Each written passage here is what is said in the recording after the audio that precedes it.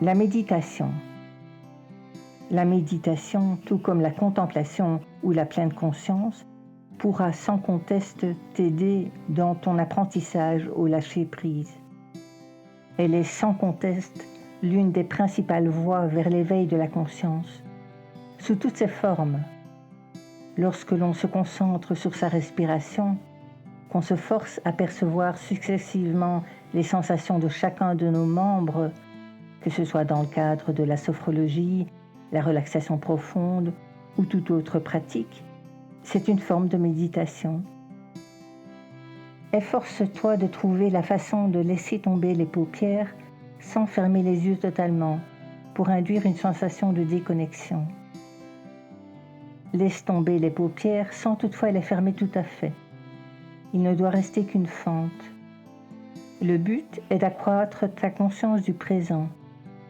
Si tu fermes totalement les paupières, tu risques de t'endormir ou de te déconnecter du présent. Et si tu gardes les yeux ouverts, tu auras tendance à te laisser distraire par ce qui t'entoure. Je me souviens de mon agacement du début. Mes paupières clignotaient sans que je puisse vraiment les maîtriser, produisant l'effet inverse du relâchement visé. Il faut arriver à voir sans regarder, te concentrer sur la respiration. Inspirer profondément en sortant le ventre, expirer en rentrant le ventre. Inspirer, expirer. Inspirer la paix, expirer la joie. Comme tout vient à propos dans la vie, on tombe par hasard sur un livre ou un film, etc., qui va nous aider. Le hasard n'y est pour rien, en réalité, c'est notre cerveau qui nous guide. Je regarde une vidéo sur YouTube. Méditation, la grande énigme du cerveau, de Fréquence Médicale.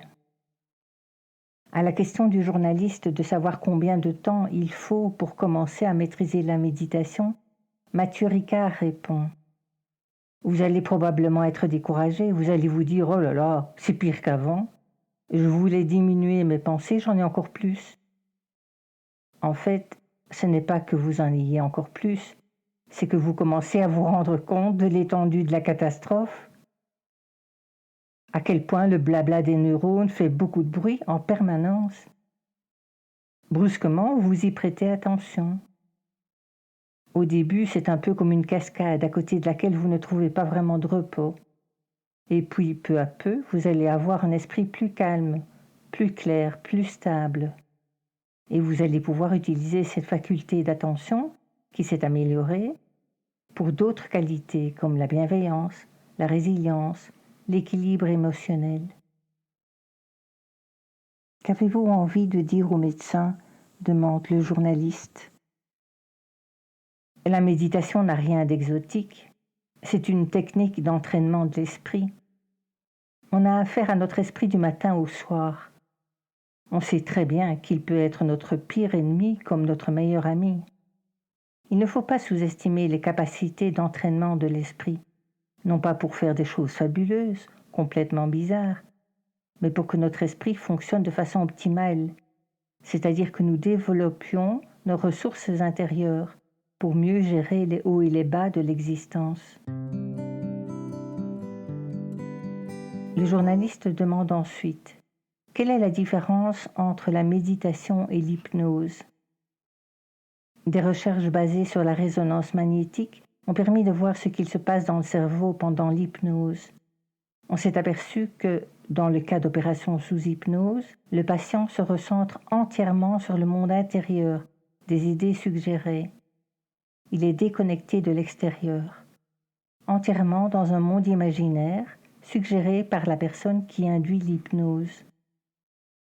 Or, dans le cerveau se joue une compétition entre prêter attention à ce qu'il se passe à l'extérieur et tourner sa conscience vers l'intérieur. On s'est aperçu que dans le cas de la méditation, ce n'est pas soit vers l'extérieur, soit vers l'intérieur, mais qu'on peut dissoudre cette barrière extérieur-intérieur et attendre ce que l'on appelle la présence ouverte. Vous êtes parfaitement attentif sans suivre telle ou telle idée, aussi bien de ce qui se passe dans votre esprit que de ce qui se passe à l'extérieur. Dans cet entretien, je reconnais des gestes de Mathieu Ricard, ma propre perception du phénomène. En prononçant cette phrase, il mime un arc de cercle opéré des deux mains ouvertes face au journaliste, qui ensuite s'éloignent l'une de l'autre selon l'angle de l'arc imaginaire. Il amène immédiatement après les deux mains à se rejoindre par la tranche, tout en effectuant un léger mouvement du recul du buste en arrière, tandis qu'il ajoute « Vous ne vous coupez pas des phénomènes extérieurs ».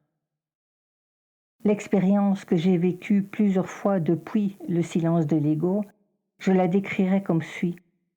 J'ai l'impression d'être dans une salle de cinéma, assise au dernier rang, que la salle est vide et que le mur derrière moi dessine un arc de cercle dont les extrémités correspondent aux bords latéraux de l'écran sur lequel défilent les images produites par mon imagination.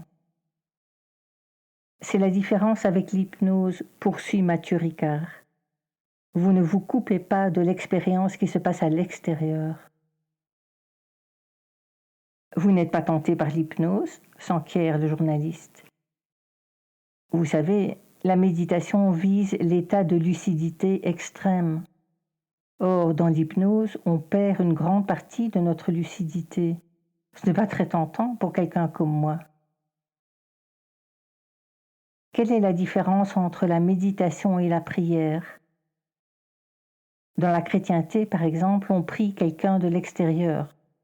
Dans le bouddhisme, on pense que la nature de Bouddha est en nous. C'est un esprit totalement libre des obscurcissements mentaux. Nous ressentons une dévotion envers le Bouddha qui est de l'ordre du respect.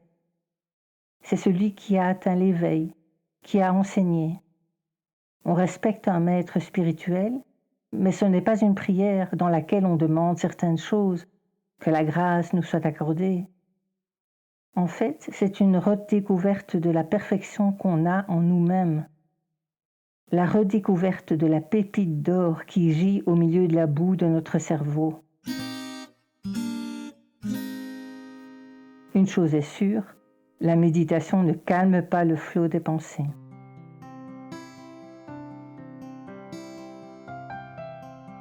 So deep in my soul lights a flame. It's called hope and no one can blow it out. This light I will share with you all. It's my love that can make you do the same. You know that's not just in some of us. You too have a flame in you, 'cause light's in everybody. If you let your light shine, you'll see people all around you will do the same. Love is our life's legacy.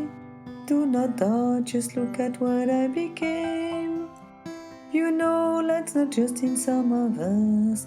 You do have a flame inside you. So if we can trust one another, trust me, love is the greatest gift ever. So why don't you all shine with me? Shed your light all around you and you'll see.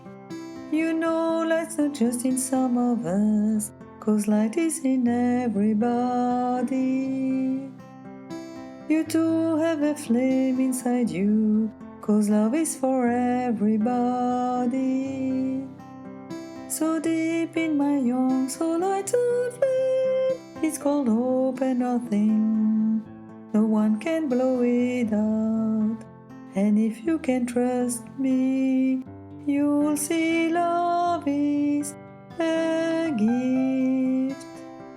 You'll see light is a gift.